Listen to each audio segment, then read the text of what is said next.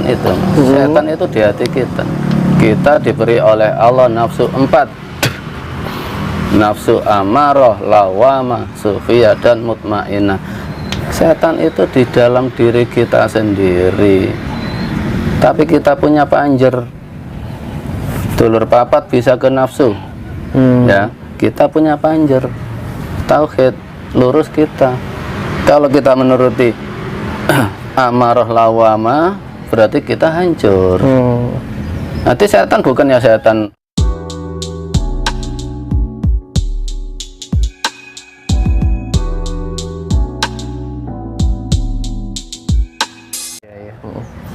Kemudian ini Mbah, ini sejalan dengan pertanyaan saya yang kemarin ya.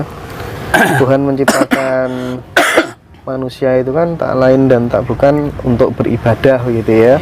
Tapi di dalam realitas sosialnya kan banyak manusia yang tidak beribadah atau tidak sesuai dengan keinginan Tuhan begitu. Apakah hal ini berarti Tuhan telah gagal menggapai tujuannya? Ya, enggak. Yang gagal itu pengertian manusianya, bukan Tuhan. Ibadah itu bukan harus berarti kalau mendengar adzan harus cepat-cepat ke masjid, ke musola. Enggak ibadah.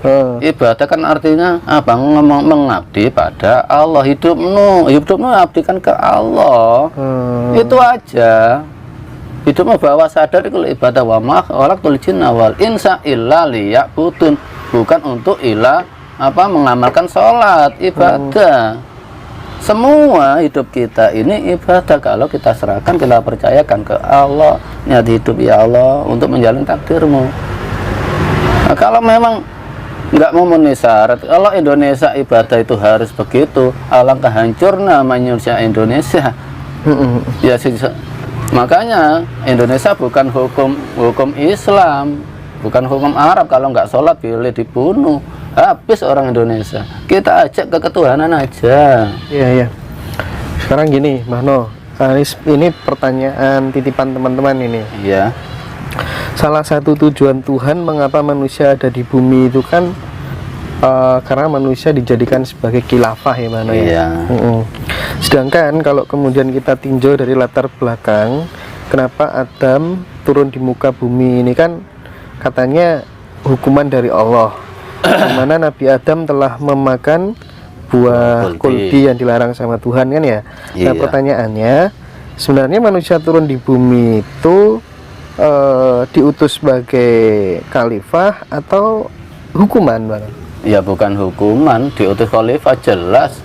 Memang penciptaannya Nabi Adam di surga, tapi sebelum Adam diciptakan, ayatnya inni ja'ilun fil ardi, di dalam bumi khalifah. Saya menciptakan di bumi khalifah. Surga itu hanya proses awal. Nah, mengapa Nabi Adam kok sampai turun ke dunia dengan menyalahkan iblis? Itu hanya menipu iblis, menuruti kehendak iblis. Seakan-akan iblis itu menang. Wah, bersorak ria, berhasil menggoda Adam. Tapi begitu di dunia malah merdeka, malah merasakan kenikmatan iman yang luar biasa. Dan akhirnya Nabi Adam dalam keadaan iman kembali lagi ke surga. Ketipu enggak iblis? Mengkecoh iblis. Iya. Tapi kadang saya kasihan sama iblis, Bano.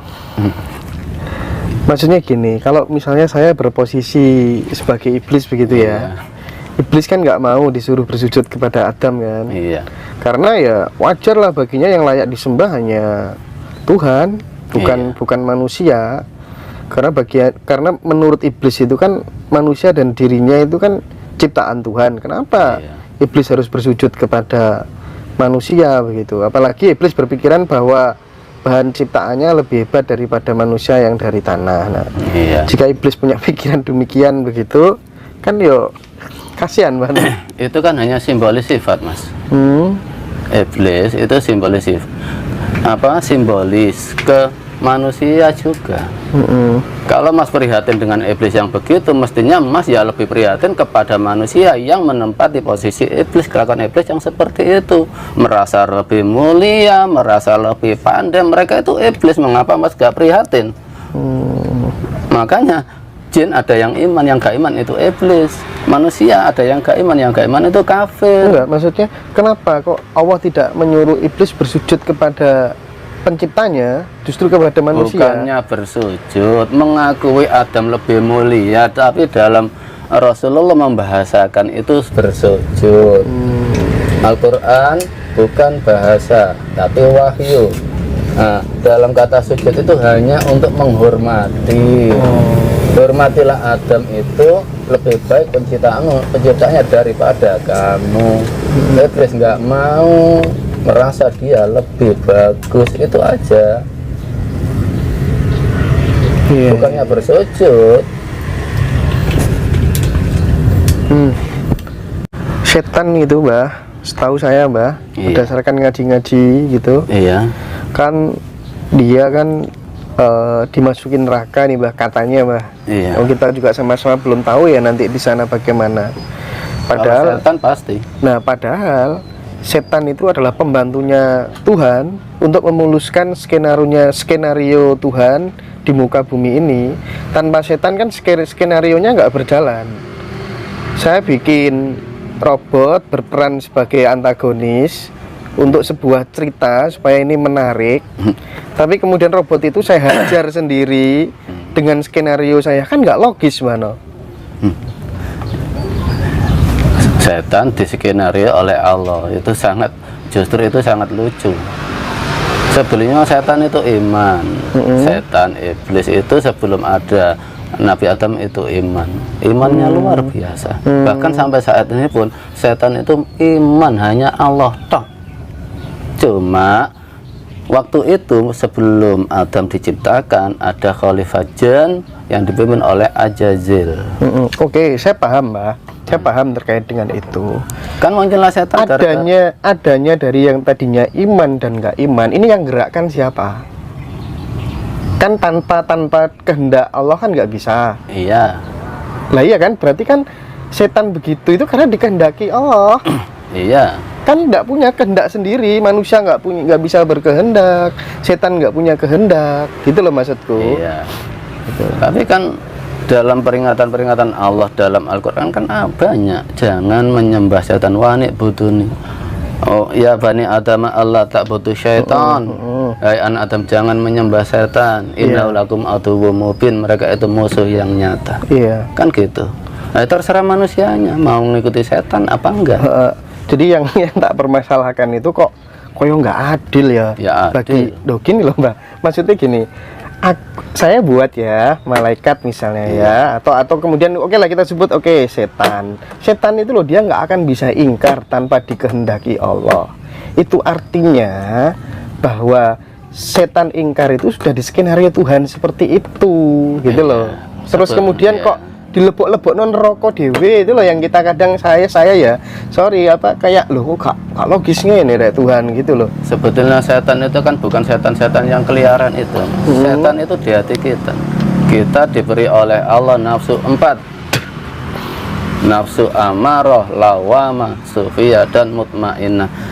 Setan itu di dalam diri kita sendiri, tapi kita punya panjer. Dulur papat bisa ke nafsu, ya kita punya panjer tauhid lurus kita. Kalau kita menuruti amarah lawama, berarti kita hancur. Nanti setan bukannya setan gondoruwo, sundel. Setan itu dalam hati kita, pertama dalam hati kita. Bukannya setan yang itu, setan hati kita gitu loh. Lalu hukum makanya orang itu makrifat, pandang hatimu kafir apa enggak. Amarah itu apa? Marah yang merusak hatinya. Lawama ingin selalu merusak. Di situ ada dua baik, sufiyah dan mutmainnah. Ini kan tinggal kita bisa dikendalikan yang mana. Mana ada orang mau sholat dilarang, dicegat oleh sundel bolong. Itu kan setan luar, setan dalam ini loh. Makanya Rasulullah waktu pulang dari perang apa itu, Badar apa itu, kata sahabat ini sudah perang luar biasa, ada yang lebih hebat, yaitu memerangi nafsumu, setan dalam hati kita.